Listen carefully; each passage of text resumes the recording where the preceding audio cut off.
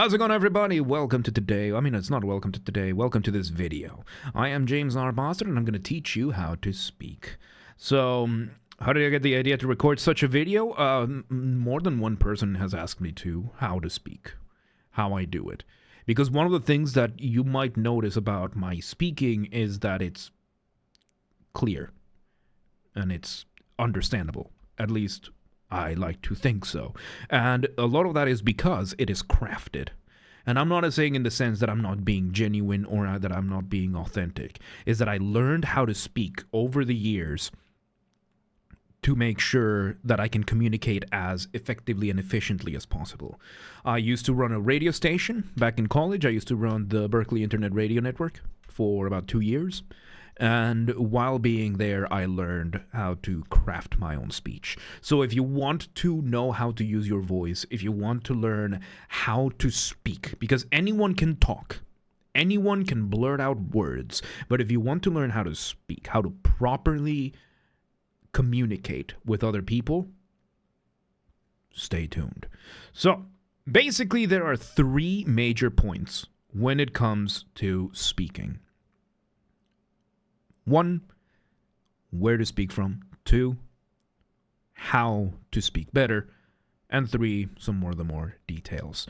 So number 1 that I have is speaking from the diaphragm.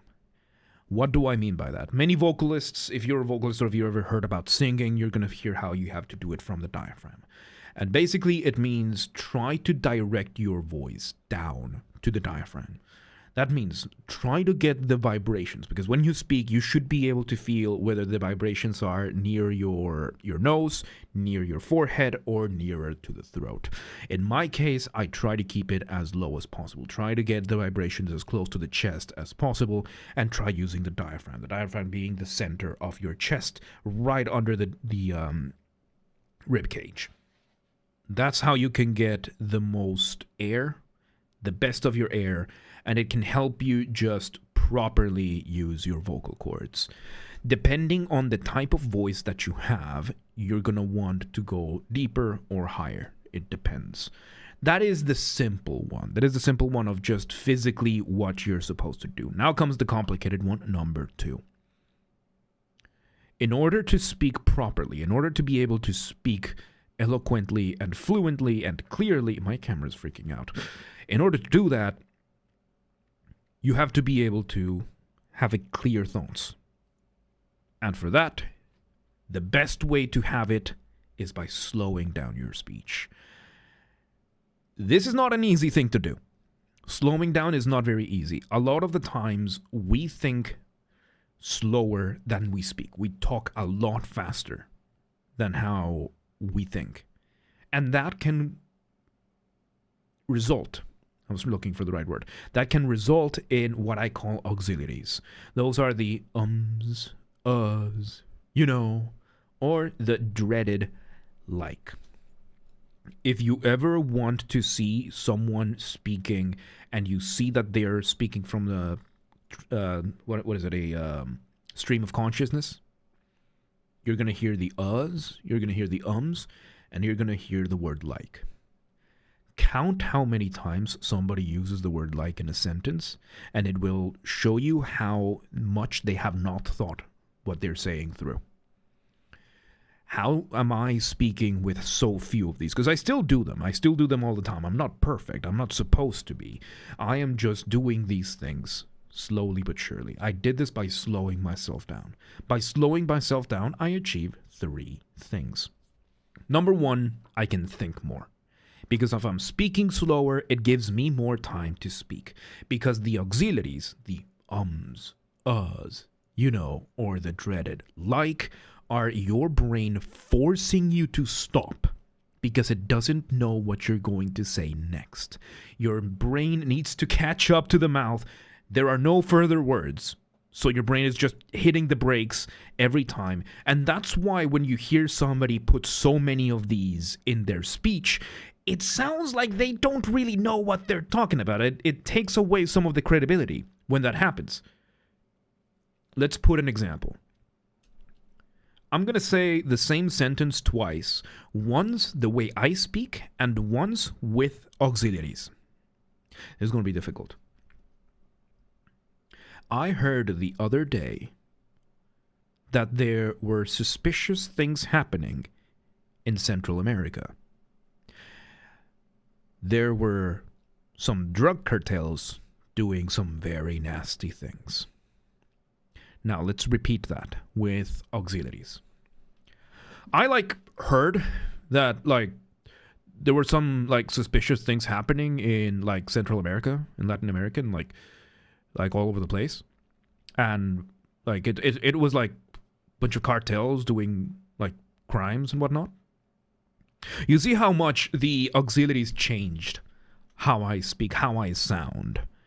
And of course, I used a little bit more my nasal voice for that, because that's more of the natural voice, my going down to the base of my voice. That is also crafted. It helps me slow down, because then I can hear myself a lot better. Point number one was to slow down so that you can think before you speak. I am not speaking as I think. Everything I'm saying, I thought maybe 1 second ago. I am 4, 5, 6, 7 words ahead of what I am saying. And because I've slowed myself down, I give my brain enough time to process the information that I want coming out of my mouth. Slowing yourself down will also achieve the following. Well, not so much achieve, it will help you do the following. Because if I can slow down my speech, I can pay more attention to what I'm saying. So I actively am listening to every single word that I say. That way I can catch the auxiliaries if they happen. Because one of the best ways to stop the auxiliaries is by catching them. And it's difficult to do. So don't say press the like on the YouTube video. Exactly. So there you go. Like and subscribe and share and whatnot. So if you want to learn how to speak, if you know that someone that you know needs to learn how to speak, send them this video. So back to the point. Being able to listen to what you say. At first, it might not be that easy. I am listening actively to everything I say. Every single word that comes out of my mouth goes straight back into my ears and I process it. And if I find an auxiliary, if I say the word I can catch it. And catching these things helps you get rid of them.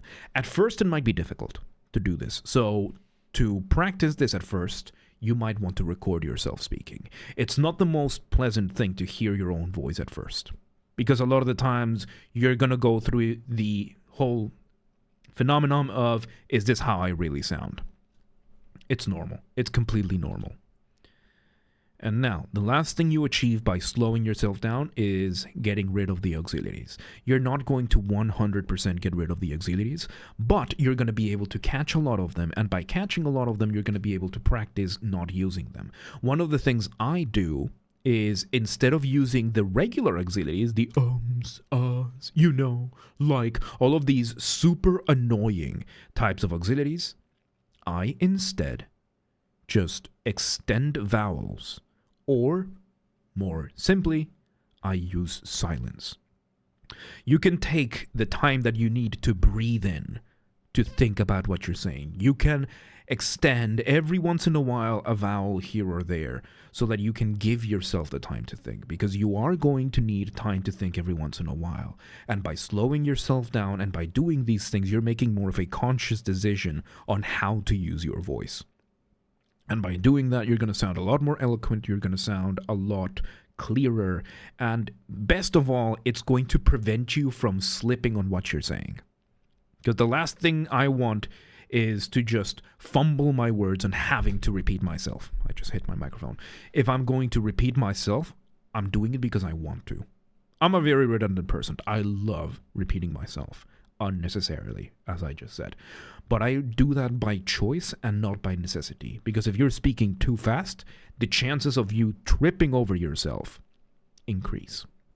So that is point number 2 wrapped up. The overall point, slow yourself down. Slow yourself down so that you can be more clear in your speech.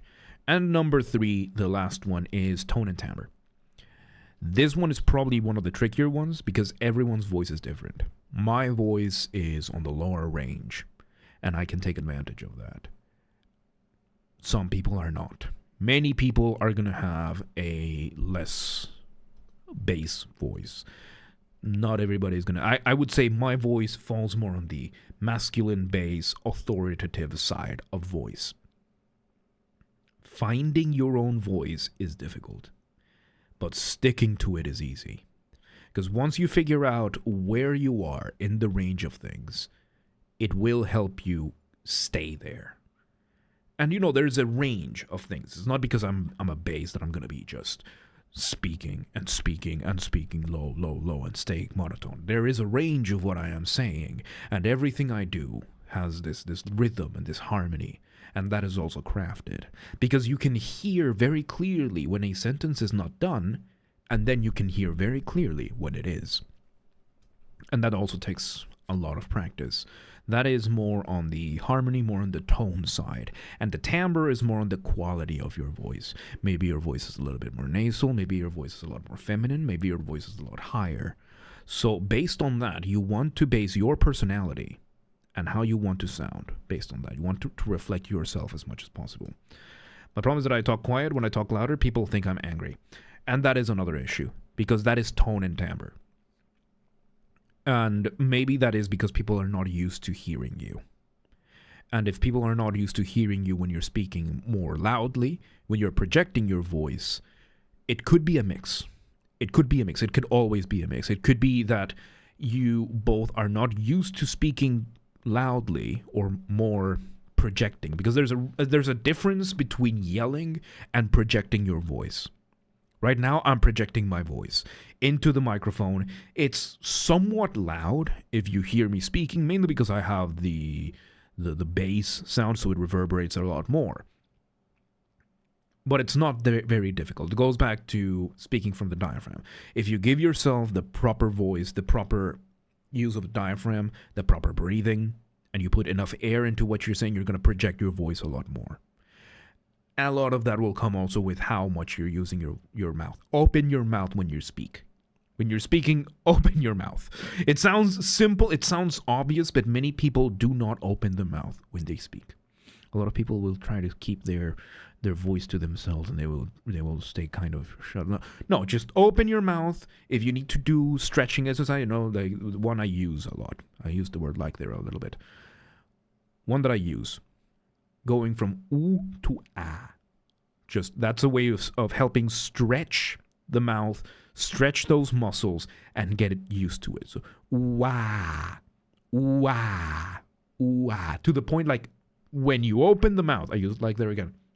Make sure you can even feel it down to your neck. Ah. You can feel your body moving. Make sure that you're stretching, you're using as many facial muscles as you can to at least get that range out there. Once you have it down, you can start projecting your voice. And to project your voice, try to, once again, speak from the diaphragm. Try to get your voice sounding from the chest. If you can get your voice from the chest, which takes practice, there you have it. There you have it. Because a lot of people speak from the nose. And when you speak from the nose, it sounds a little bit less pleasant. I'm speaking a little bit more from the nose right now. I'm speaking back from the diaphragm right now. It's a lot more pleasant when you're speaking not from the nose. Because the nose has that extra tinkering to the voice that you're not going to have.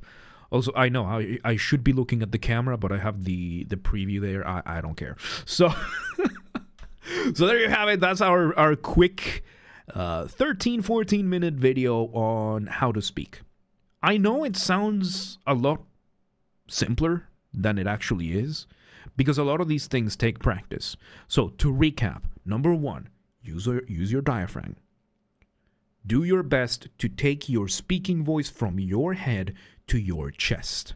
Try to keep it that way. Number two, slow down your speech. Slow yourself down. Think before you speak. I know these all sound very obvious, but think carefully before you speak and slow yourself down so that you can think several words ahead of what you're saying. Listen to what you're saying and practice listening to what you're saying as you're saying it. Again, you might need to record yourself in the first few times before you're actually able to do it, but you will be able to do it. And third, most important part of that, point number two, getting rid of the auxiliaries. Being able to spot the auxiliaries will make your brain think okay, we have to get rid of these. And you're going to do that. And the final, find your tone and timbre. My tone and my timbre are this, what you're hearing right now, which is the bassy, more on the masculine side, authoritative speaking. Yours might not be that. You might want to go for a more friendly, more innocent, more playful, whatever you want. It's your voice. You do you. And last, most important, be patient. This is going to take time. It's taken me 10 years to get to this point, and I'm nowhere near done yet.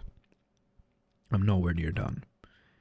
It's going to take time. Be patient with yourself. Be patient with your voice.